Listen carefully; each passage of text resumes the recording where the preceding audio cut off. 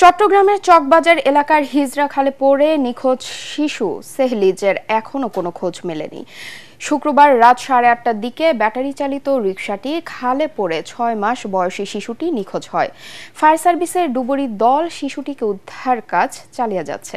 চট্টগ্রাম থেকে আবুল হাসনাতের পাঠানো তথ্যচিত্রে আরও জানাচ্ছেন আশিকুর রহমান। ব্যাটারি রিকশায় করে যাওয়ার সময় হঠাৎ গাড়িটি উল্টে যায়। এ সময় মা ও দাদি সহ শিশুটি পাশের নালায় পড়ে যায়। স্থানীয় লোকজন মা ও দাদিকে উদ্ধার করলেও শিশুটি পানির স্রোতে তলিয়ে যায়। বৃষ্টির কারণে তখন নালায় স্রোত ছিল। ফায়ার সার্ভিস ও সিভিল ডিফেন্সের চন্দনপুরা ইউনিট ঘটনাস্থলে আসে।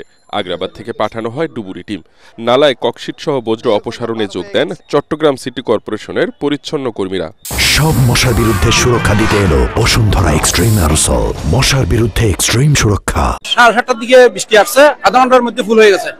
তারপর রিক্সা নিয়ে এখান থেকে ভিতরে আসার জন্য রিক্সা যখন উঠছে, এই বরাবর আসার পর এই জায়গায় আর একটু সামনে এদিকে আসার পর মুরগুতেই রিক্সা সহ করা গেছে। এখানে ভিতরে আছে, এখন এটা পাওয়া যায়নি। বাচ্চা এবং রিক্সা দুটাই।